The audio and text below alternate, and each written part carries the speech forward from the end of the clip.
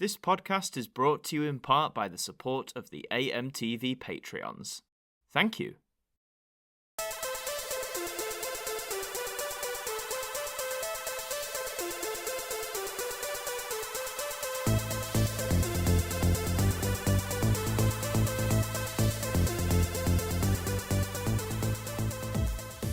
Hello everybody and welcome back to AMTV Radio. This is the podcast where I'm joined by a very special guest each time and we chat about whatever the hell we want to, quite frankly. And today I am joined by an actor who I'm sure some of you will know recently from the worlds of Doctor Who, but she's also treaded the boards at the theatre, she's delighted our ears on the radio, and she's made us smile, laugh and cry, maybe not all at the same time, on the telly box. Introducing Jane Slavin. How you doing, Jane?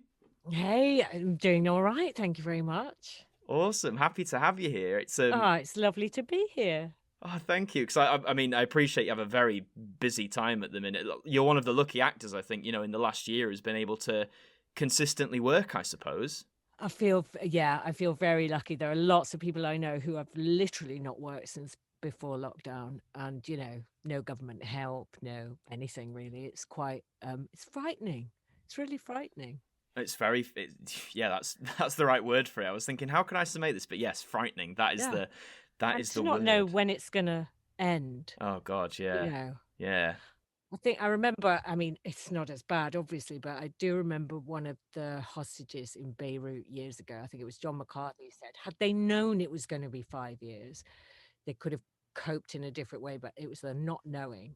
That's it. It's the fear of the unknown. The human condition. If you just don't know, recently I've just thought I need to try and accept it more rather than wait for when it's going to change back. But yeah, I have been very lucky because at least I've been able to work, but I've missed. I've missed. There's so many things I've missed, like everyone. Just people. It's in physical interaction with people, isn't it? I think that's what. Yeah. Yeah, because a job without the jokes and without the people, it's just a job, that's not why we do it.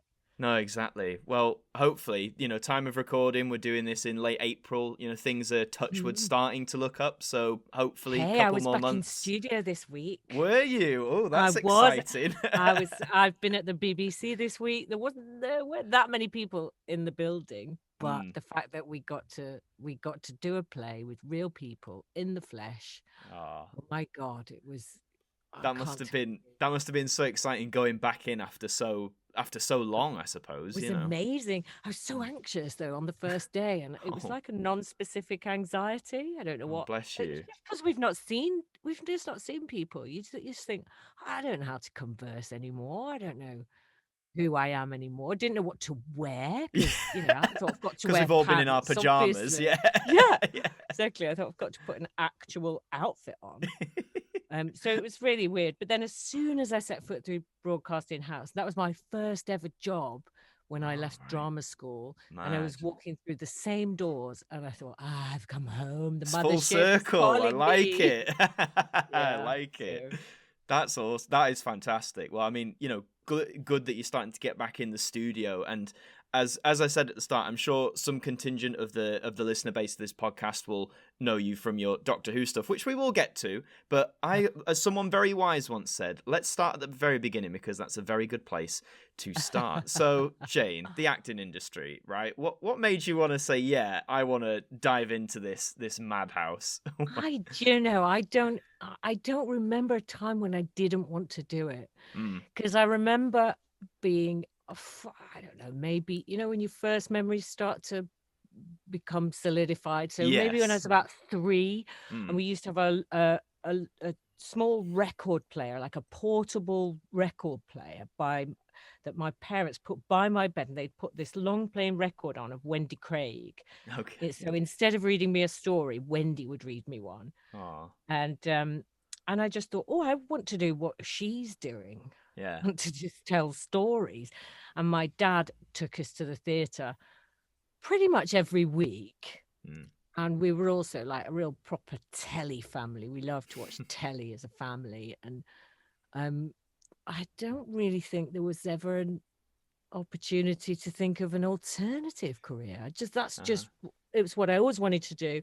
I went straight from school to sixth form college, which was like Fame School in Oldham, and then I went to drama school.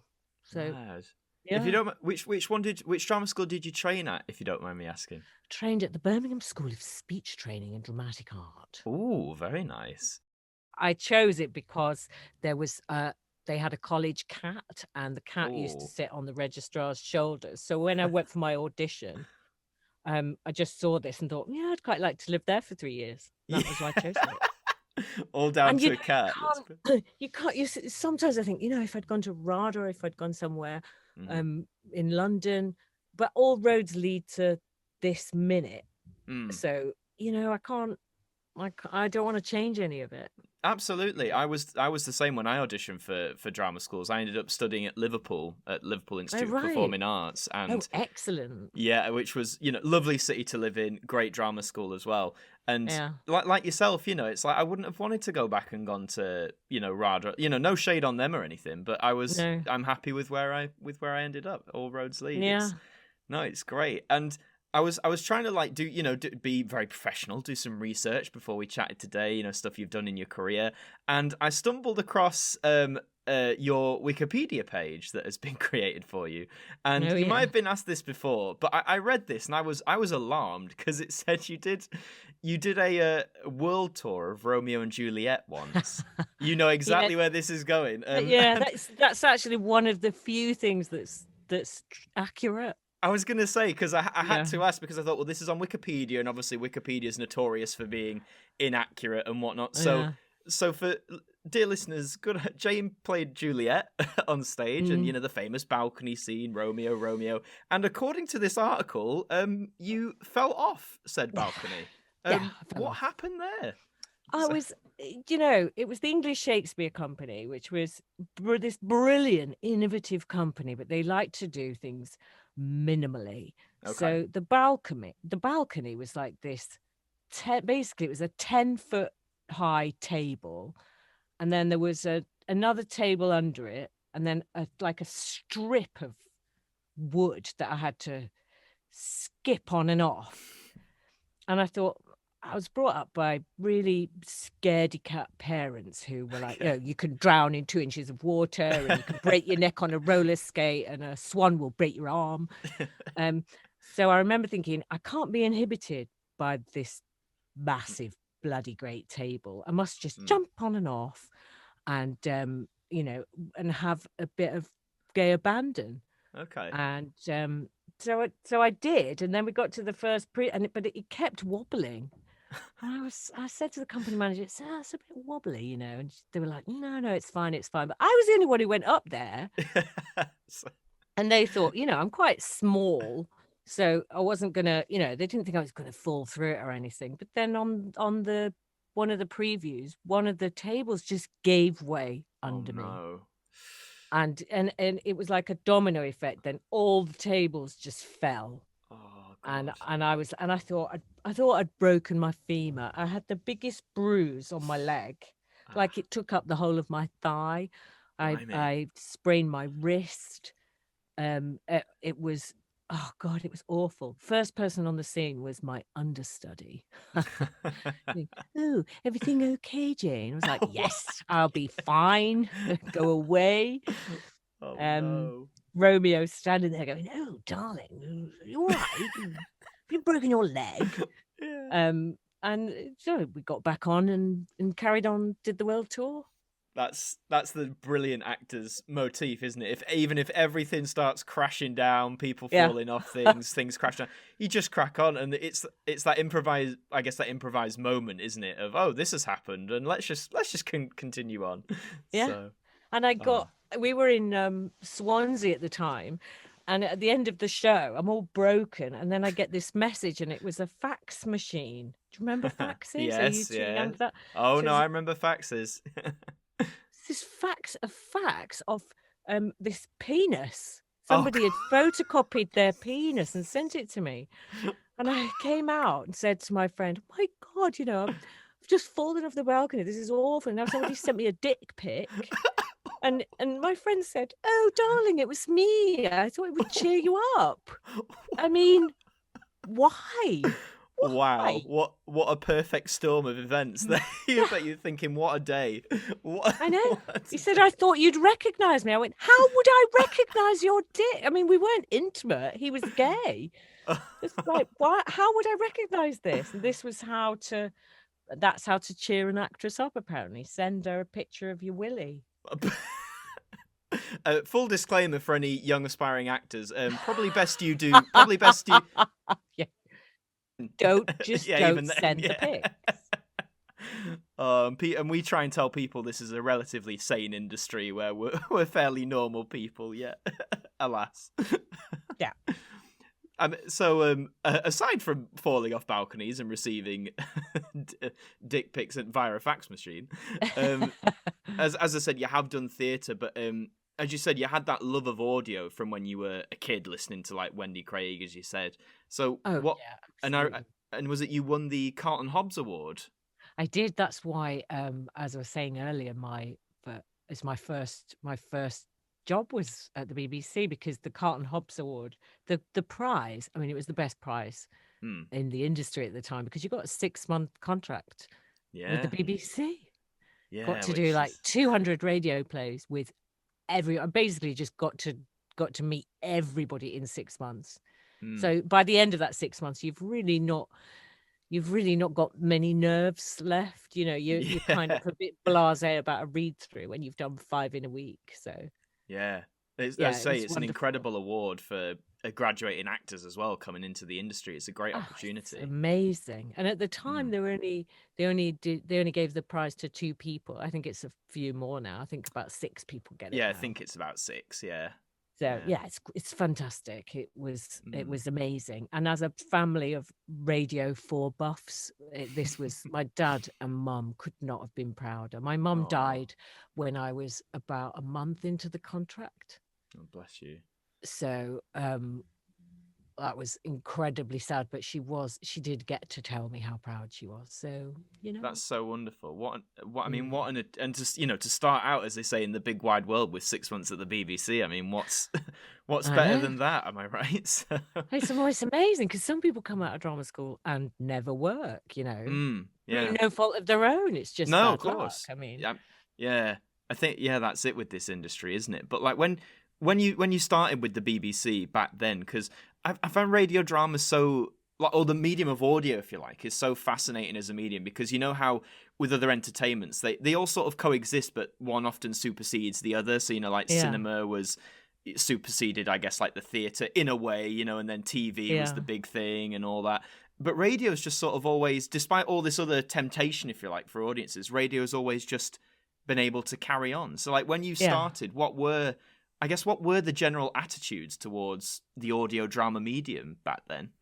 Do you know what? They weren't that different from now, except, of course, that in the last couple of years, there's been a big surge in audio downloads.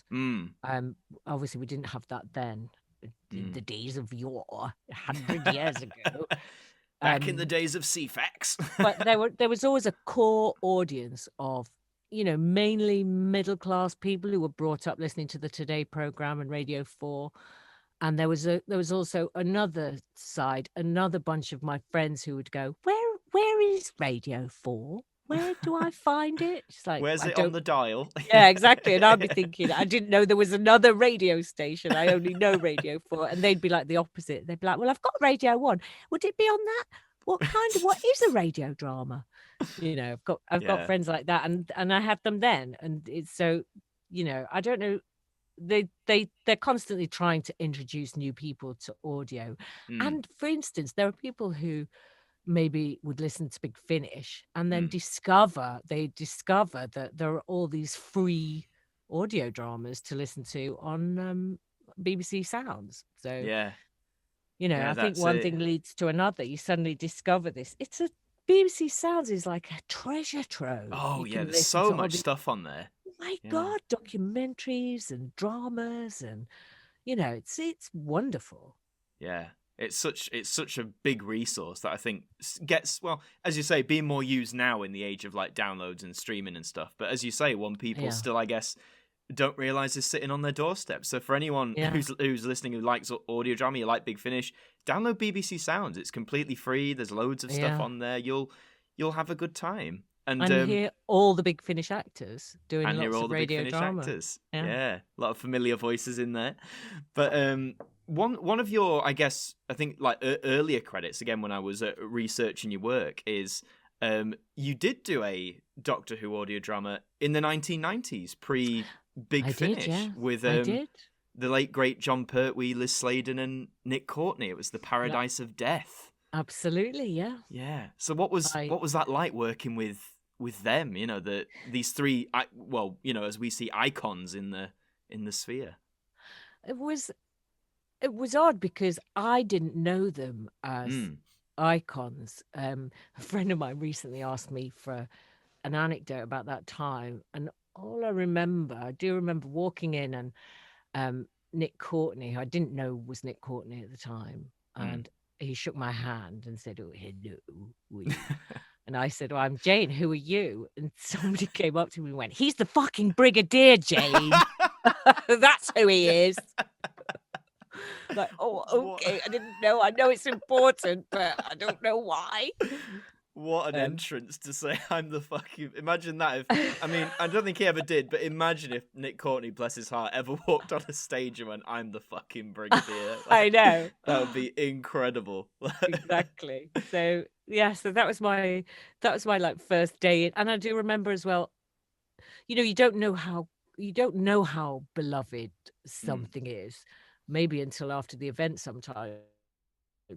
But I do remember throwing my script away and someone fished it out of the bin and said, "What are you doing?" That's your pension 30 years down the line. Yeah. Yeah. Oh, that's crazy. But yeah, it's just, I think those, they might be on BBC Sounds, those ones. I don't know, because of course they did exist in that age before downloads. And I think I want to say they went out on Radio 5 as opposed to radio. I could be wrong. But maybe. yeah. I don't know. I didn't know the magnitude of them until people started coming up to me with cassettes, saying, "Can you sign this?" And I thought, I remember doing that. Yeah. But then more than anything I'd ever done, they would come back with this Paradise of Death thing. Yeah. And you were like, "That's it. You're in the fold now." Yeah. I knew John was a legend, obviously, because he told us. But I can imagine that, yeah. And Liz, it was lovely meeting Liz, because I was actually working with Brian at the time, her husband.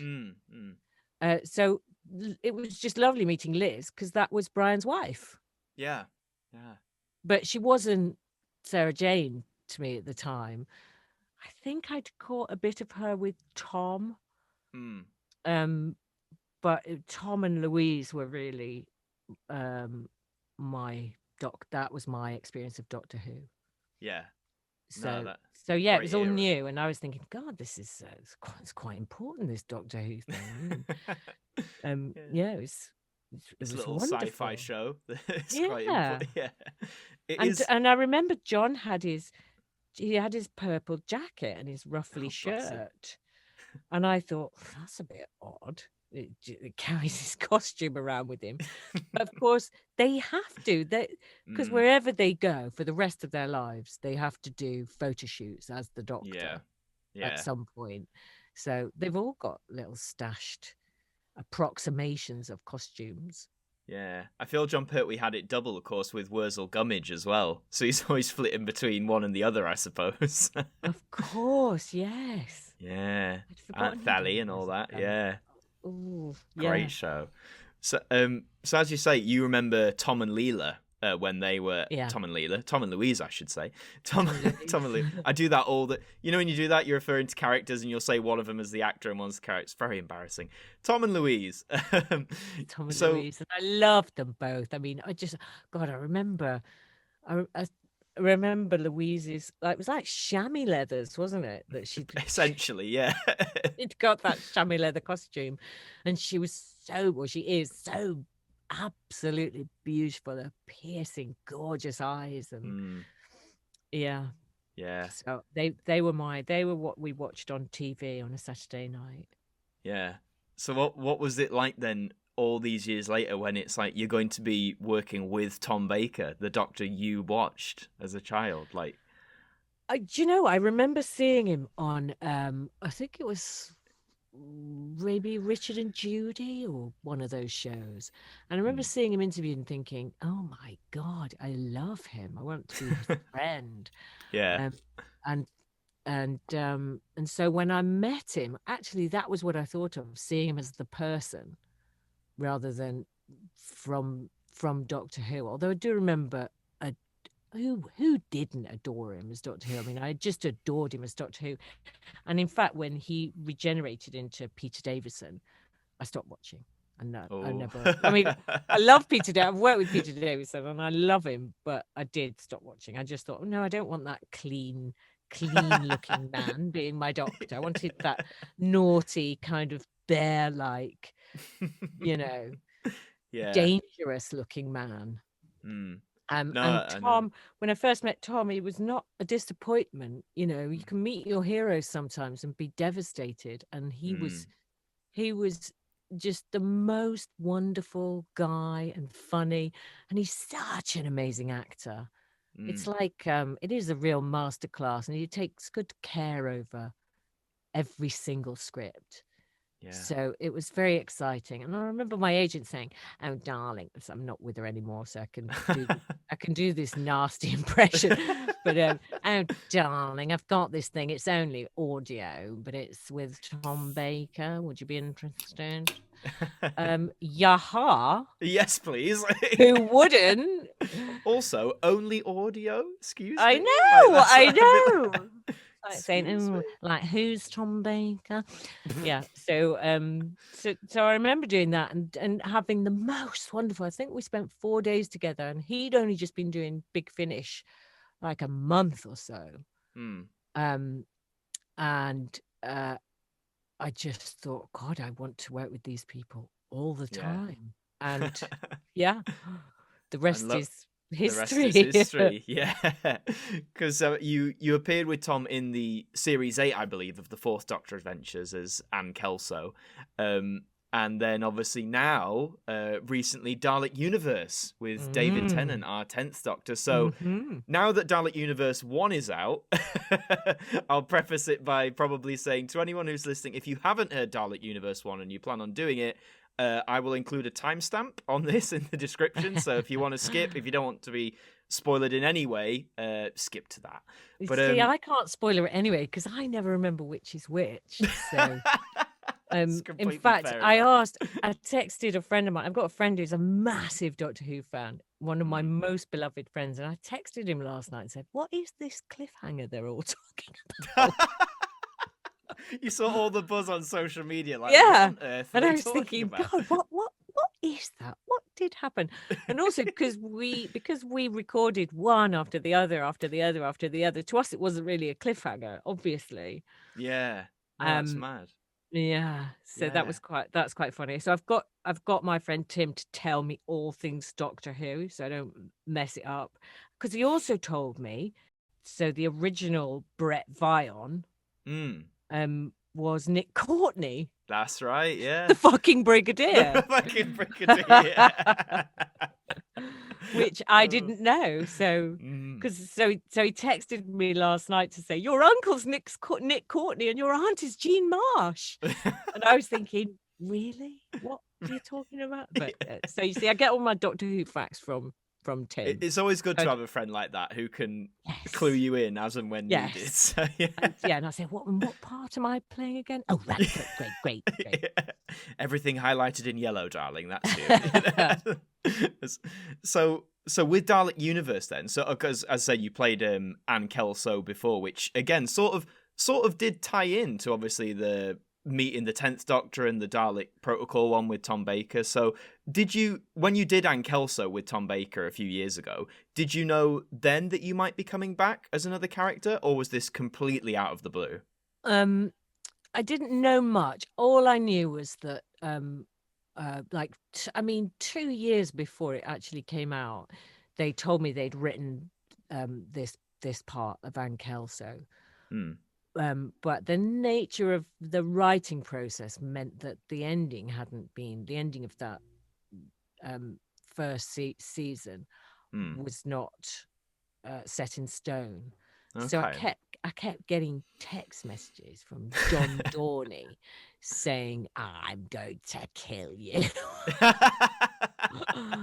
Which, if anyone viewed out of context, would probably look quite sinister. Yeah, I know. I know it. So, and I was thinking, oh my God, he can't kill me because then I won't be able to come back. And David Richardson was like, well, let's see, Jane. Let's just see. Because I loved Dan Kelso. I loved her. But actually, Anya is, I'm loath to say she's a better character, but she is. so you know, enough. and we can go further with that. And, you know, just the history of Anya Kingdom and everything is great, as we know, as I've just found out from my friend Tim. Yeah, exactly. Yeah. With famous aunt and uncle, big history there. Yeah. No, it's great. Like, I think as well for all of us when they announced you as Anya Kingdom, you know, for those of us who knew about you know, Sarah Kingdom and Brett, like, it's very exciting because it's sort of continuing that I guess that lineage, and also it was done in such an exciting way as well. And you know, as you say, that, I mean, that first cliffhanger, as those who have heard it, is like, what, you know, like, and you immediately want to go and listen to the next one. It's what Doctor Who's all about, I suppose, isn't it? That rush of fun and energy and suspense and whatnot. And I mean, we have it even when we're doing it. You feel. I feel anyway. I don't know how the other guys feel, but I feel I'm going on an adventure. I go on that adventure. It's so exciting because you know that whatever peril you're put in, well, I say that with John Dorney at the script writing helm, maybe we won't all be fine in the end, but you know, you're put into these positions of terrible peril, and you know, you're going to be safe. Which recording in the middle of lockdown was just blissful release from this terrifying reality of you know, the pandemic. Absolutely. Yeah. And I mean, recording, say, in lockdown, everyone's at home, and also recording with David Tennant. Was it weird recording with, you know, him, even though you couldn't, as we said, like physically be there? You know, it's just sort of over a screen and whatnot. I've done a few things with David over the years, mainly for the BBC, so it wasn't completely odd. But also, as you know from recording podcasts, it's weirdly intimate when you've got headphones on and you can see each other, even though you can't. It's much, but we couldn't have done it over Zoom. It would have been a nightmare. You know, with everybody desperately trying not to talk over each other, and you know, so basically nobody says anything because they're all afraid of being that twat that, you know, takes over. This was and we had Ken Bentley at the helm, and I've worked with Ken so many times, and it was really lovely. It was like we were all in the wardrobe together, naked as it happens, because it was the massive heat wave, that ridiculous. Oh God, yeah, don't remind me. Yeah, so we all had no clothes on, just headphones.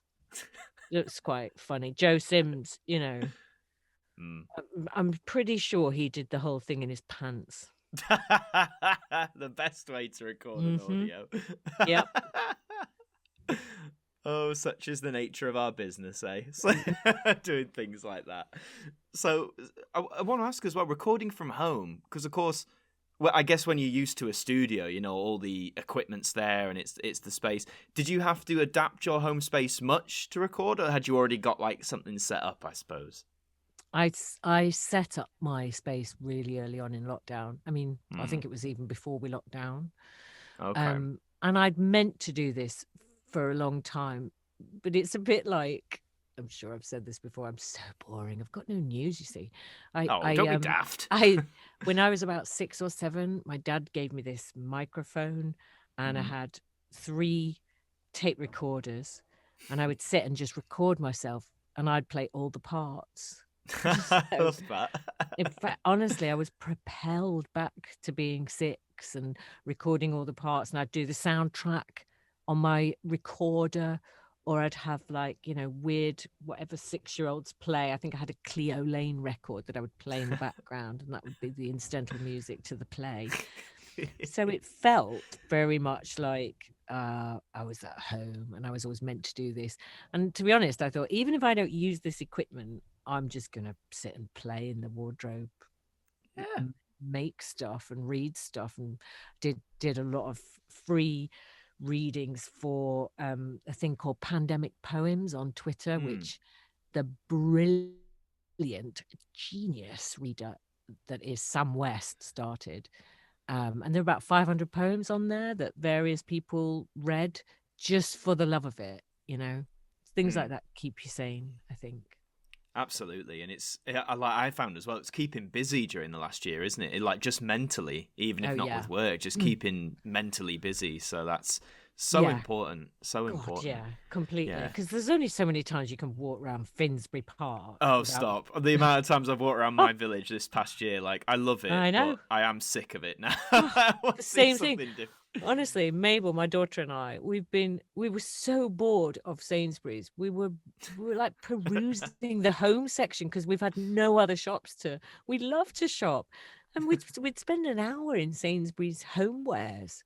It's not good for the soul at all. And then we'd start looking at the earrings, thinking maybe they're acceptable now. Maybe we should buy our earrings in Sainsbury's now. Yeah, treat yourself. There's nowhere else. I know.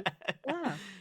It's been absolutely... And hey, at least you haven't had to record on cassette tape anymore, because what a temperamental medium that was, to work with. Just having to rewind it. And then I know. The edit was the way I used to edit was I'd have an extra tape recorder.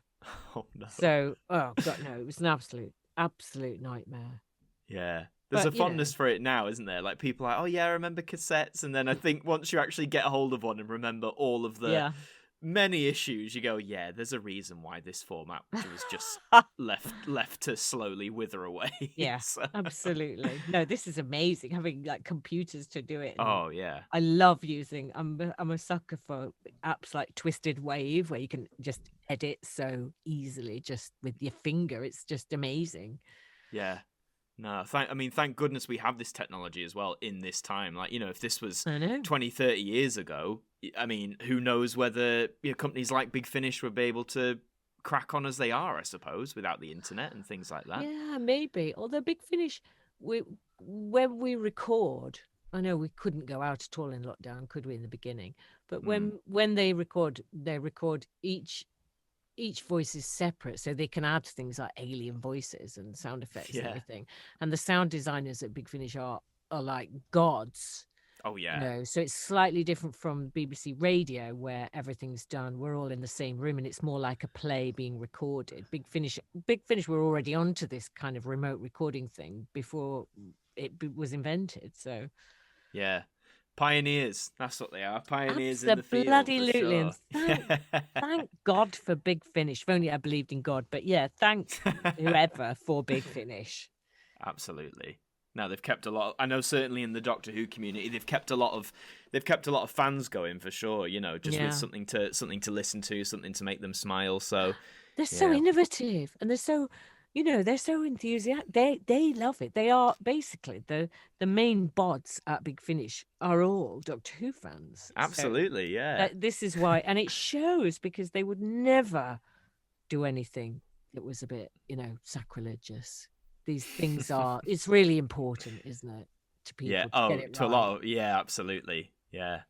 No, and they like taking risks as well. Like Dalek Universe, for example, like the one that we can hear at the moment, the first volume. Like, I love that because it's just it felt like, not that what I've been listening to recently has been like bad in any means, but it felt also like a breath of fresh air. It was a new, fast, dynamic way of telling a story. With all the twists and turns and the cliffhangers and the characters.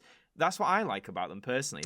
It's almost like with every release, or like every spin-off or whatever, even though it's a franchise we've all known for years and we all know many of the characters and stuff, it still feels new, and it still feels, I get that same buzz as I did when I was 9, sitting down watching Chris Eccleston or David Tennant on the screen. It's really wonderful. That's disgusting that you're that young. Everyone keeps if I have a guest get who's out older of than here. me, they always say it's like, what, you were how Chris old Eccleston. when the show came back? Oh my God. I was 9 years old when Chris Eccleston came back. And we've got Chris Eccleston at Big Finish. That's so exciting. How amazing is, honestly, you should have, you might have done the reaction on, the internet when Big Finish announced it. Yeah. Honestly, that was, I think at the time of recording, late April, we should hear him sometime next month, I believe, is when his stuff's coming out, which is well exciting. And would you be up for working with him if you got the chance? Oh, my, in a heartbeat. Absolutely. I think he's a wonderful actor. I'd love to work with Chris. Yeah. In a heartbeat. And Peter Capaldi as well. Oh God, Peter Capaldi. Yeah. Fabulous. No, it'd be great to get him on board. And as you say, you've already done a lot of Big Finish work at the moment. But is there any any monster, any doctor that you'd still think, I'd love to have a go with them? I'd quite like to just work my way through all of the doctors. I like that mindset. I mean, I've worked with Colin, not as a companion, but I've worked with Colin. I've worked with John. I've worked with John Hurt. So it's the new ones. David, of course. Yeah. Tom. Who am I missing? So I just need Chris. What about Paul McGann? Oh no, I haven't. But he did offer me a job once. And I was unavailable, so he was directing something in Liverpool, and I was unavailable, so I couldn't do it. I was livid. Oh no, because I love Paul McGann.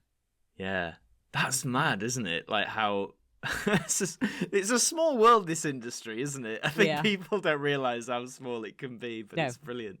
Yeah, it's so good. And just to round off on the Dalek Universe stuff, obviously we've had Volume 1 out, which, as we've said, has been. I think it's fair to say has been a hit with the public. It's been so lovely. It's been wonderful. Yeah, so much positive. The responses. I mean, people are kind anyway. They are lovely. All of the Doctor Who community that I've met have been amazing.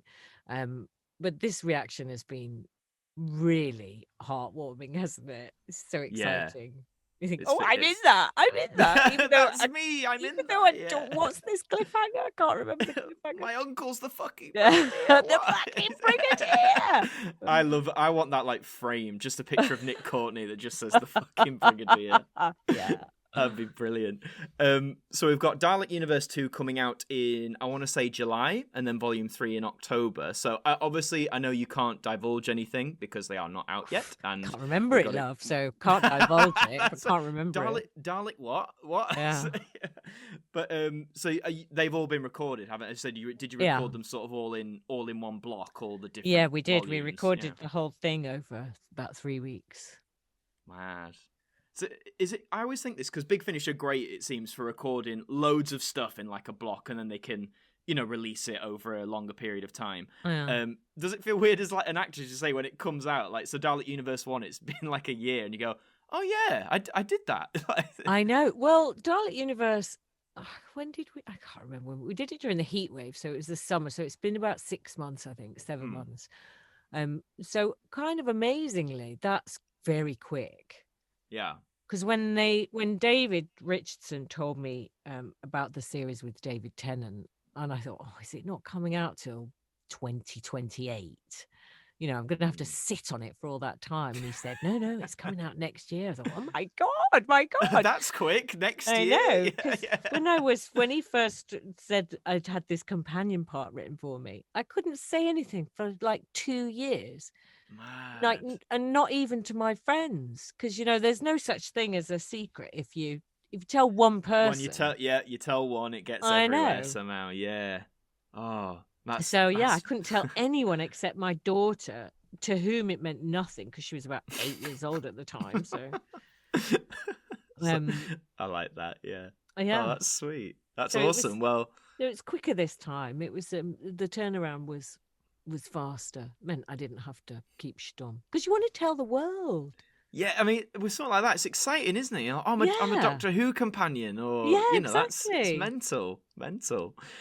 So, I mean, Dalek Universe 1 for listeners, it is out now. You can go and listen to it and join in the collective buzz if it hasn't already been accidentally spoiled for you on social media. Although people have been quite good, I will say that. A lot of They people I've have, seen have yeah. been quite good about being like, "Oh my god," but not actually saying what's happened. So, I know, well that's done, wonderful. community. I've not seen an actual spoiler. We're getting better. We're getting better Yeah. at that. So yeah, Dalek Universe 2 and 3, I believe you can pre-order them. They'll be out later in this year, where you can hear Jane as Anya Kingdom again. And but what another Big Finish project you've done that I found this so interesting, because actors, as I'm sure you know, like, you know, we often, partly out of necessity, but also just because I think we're generally creative beings. You know, we don't just act; we can direct, or in some cases write. And you are a published writer. You had a book. I am, yeah. I wrote a book years ago now, and it was my good fortune that David Richardson bought it. I think he heard me tell it. Or Tom came in one day and said, "Oh, Gee, I've written a book," and he'd been Googling me and discovered that I'd written this book. And then David Richardson read it, loved it, and said, "Has it been done as an audiobook yet?" So we did it as an audiobook. And then Which is incredible. And then David got me to write some scripts. So on the strength of that, which, you know, those things I'm so grateful for, because you know, the opportunities for writers are few. And, you know, when you've if you've not been tried and tested, whereas, you know, people won't give you a chance, whereas Big Finish, David Richardson in particular, is an amazing champion of, you know, new talent or undiscovered talent, or, you know, he's just passionate about making things happen.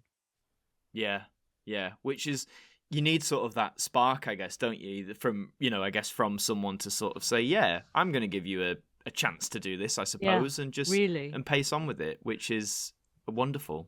And they take risks, Big Finish, that other people, for the sake of, they just go with the art and with the, you know, they know what works. So they're not going to go, right, we just need this, and it's got to be a star, and we have to have 3 names in this. They just do what they do, you know. Yeah, absolutely. And they do it well. They do it very well. Absolutely, brilliantly. And the book you wrote, it's called Writing on the Water. And as Jane said, you can download it on the Big Finish website today. Just what's it about then? What's the rundown, and what inspired you to write this book, I suppose? God, it was so long ago. It was it was inspired when I was, I mean, I wrote it pretty much when I was doing Romeo and Juliet. So I was having to die every night on the stage. And all this drama, all this love, and my own life at the time was pretty extreme, shall we say? Right.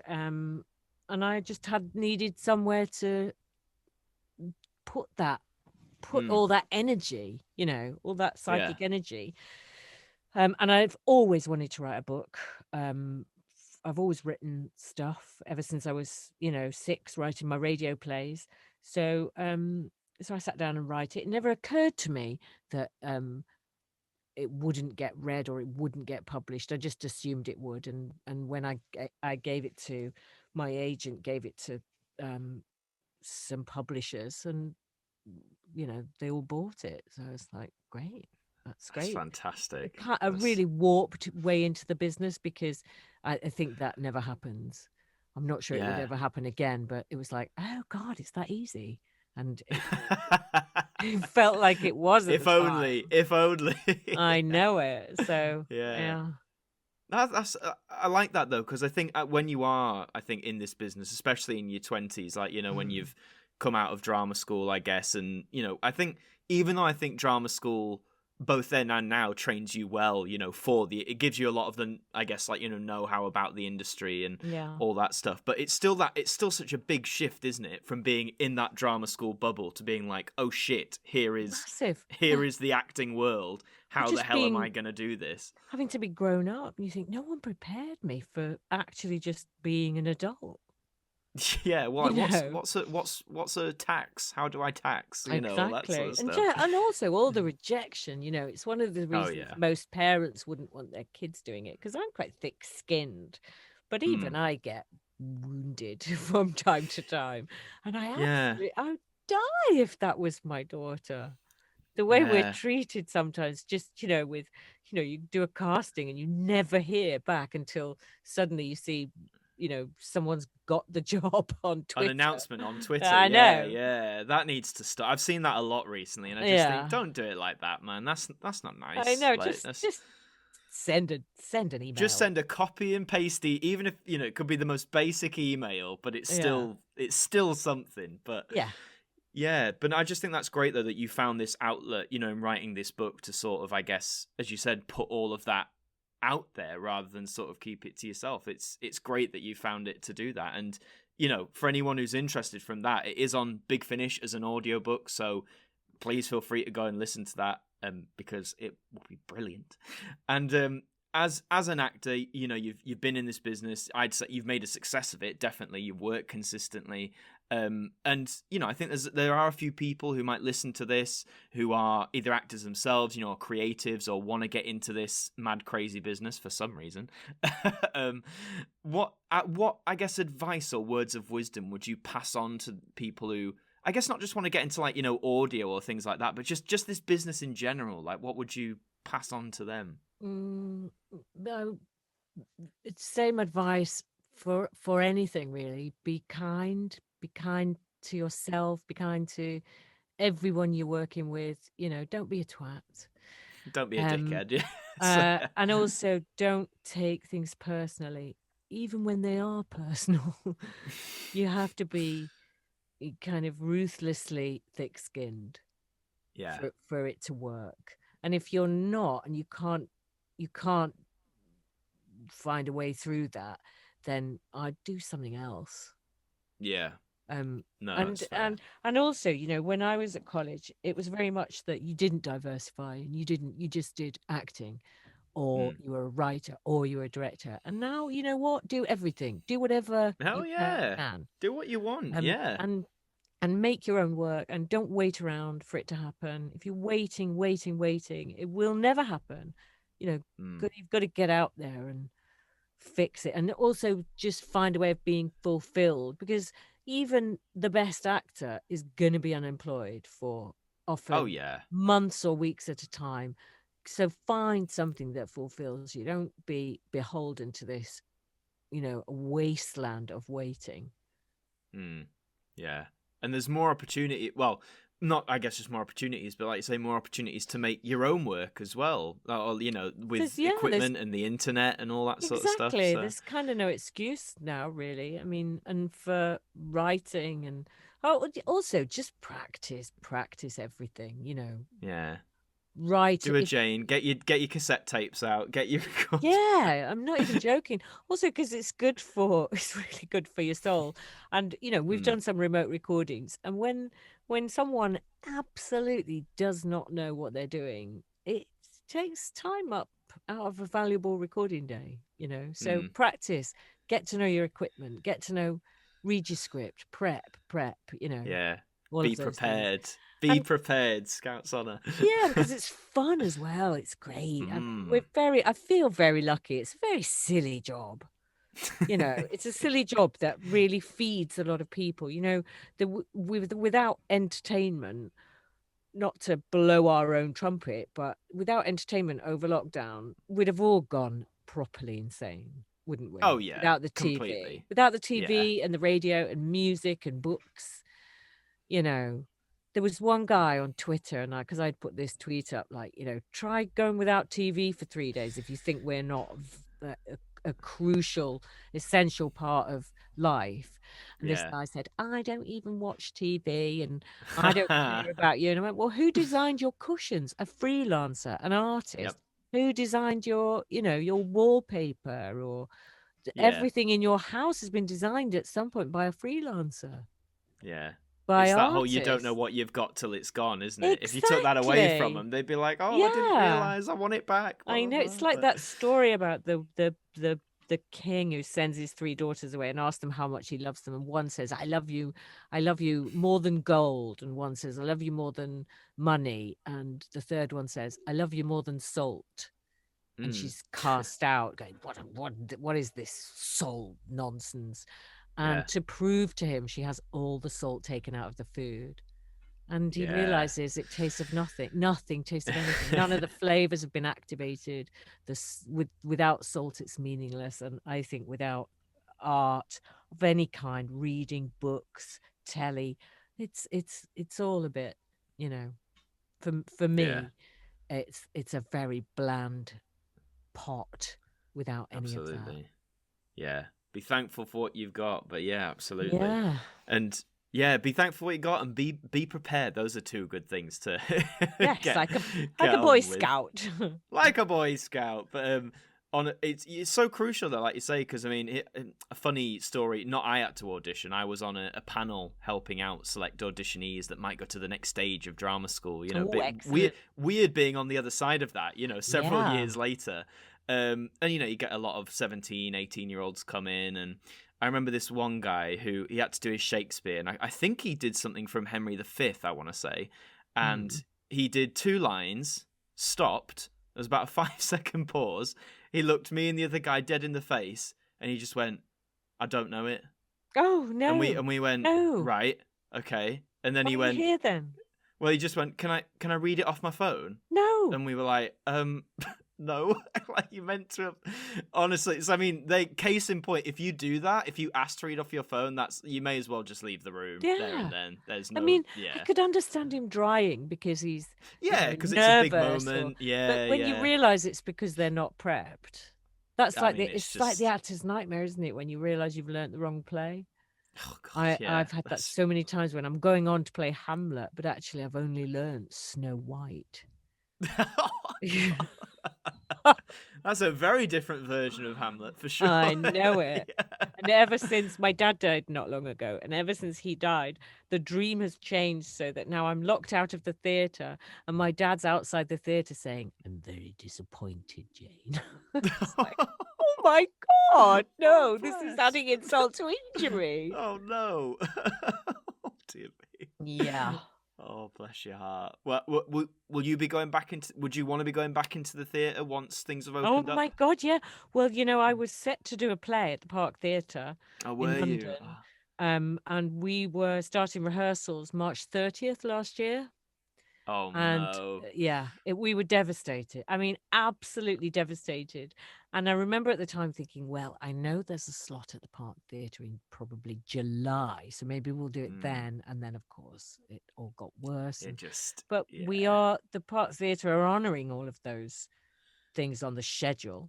And hopefully when things open up, and, with the vaccine rollout, if people take the vaccine, it's working. So hopefully we can get the theatre open and we can do the Still Room, the play we were going to do, which is written by the fantastic, glorious actress Sally Rogers, who famed for The Bill amongst many things. God, she's absolutely wonderful, and the play's amazing. So fingers crossed we can get to do that.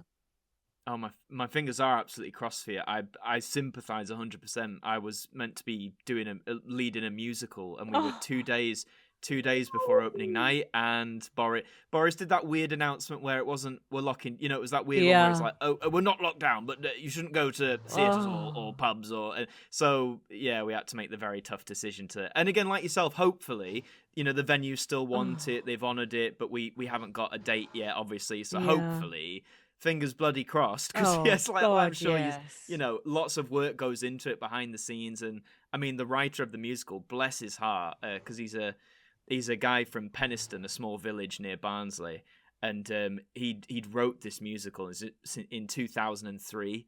So it was like 17 years, and then 2 days before.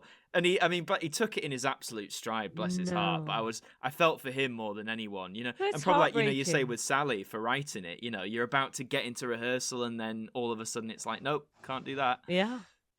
But yeah, I don't know. They're all joyful, these jobs. I did do a job. I would like to say I did do a job with Rhys Dinsdale directing. Yeah. And mad. Oh, what a wonderful, wonderful man. He directed an episode of Moving On with me and Mark Addy. And that came out during lockdown. That aired during lockdown. I'm not sure if it's still on iPlayer, but Jimmy McGovern was at the read-through. Oh man. I was like, and I thought I'm gonna be cool, but I am going to tell Jimmy how much I admire him. And I went up to him at the end of the read-through and he said, "Hello, Jane." And I said, "I love you." It's like Doctor Who fans at conventions. I They're know. going to meet people and I'm going to play it cool, play it. And they're like, "I love you so much." I know. He's my hero. And he just looked at me and went, "Thanks, Jane." And you were like, "Oh shit." Yeah, no, that was it. That's all I said to him. "I love you." That's fantastic. What a way to bring it. Jimmy McGovern, you're probably not listening, but if you are, Jane still loves you. She's here. Don't leave her hanging like this. For Jimmy McGovern, he's an absolute genius. He definitely is. And Jane, first of all, thank you so much for agreeing to come on the show today. It's been lovely chatting with you. I could talk forever. Oh, me and you. Well, that's what part 2's for, right? Oh, excellent. Yes, no, let's definitely do part 2. Let's when do I've not got part 2. I've got scaffolders. Literally, they've scaffolded me into the house. I'm not sure I'm going to be able to get out now. So part 2 will be The Great Escape. Oh, I like it. There we go. Keep your eyes peeled for that. But before we sign off, is there anything you'd like to shout out for yourself? Any social medias or projects or anything like that? No, just be kind to each other, guys, on Twitter. And absolutely. I'll probably see you on there. Yeah, there you go. Jane is on Twitter. Go and follow her if you want to keep up to date with what she's up to. As I said, you can listen to Dalek Universe 1. That's out now. The other 2 are coming out later in the year.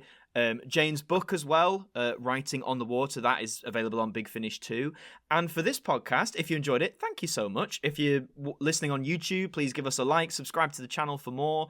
And if you're listening on things like Spotify, Google, Apple, all of those lovely streaming sites, give us a follow, or they all use different words that basically mean the same thing. And I'm not going to list them all here, but the button that means you will get notified, please click that because it will pop up every week.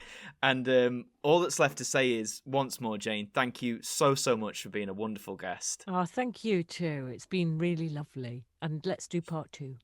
Let's do part 2. It's coming. And to all you listening, thank you very much. And I will see you in the next one.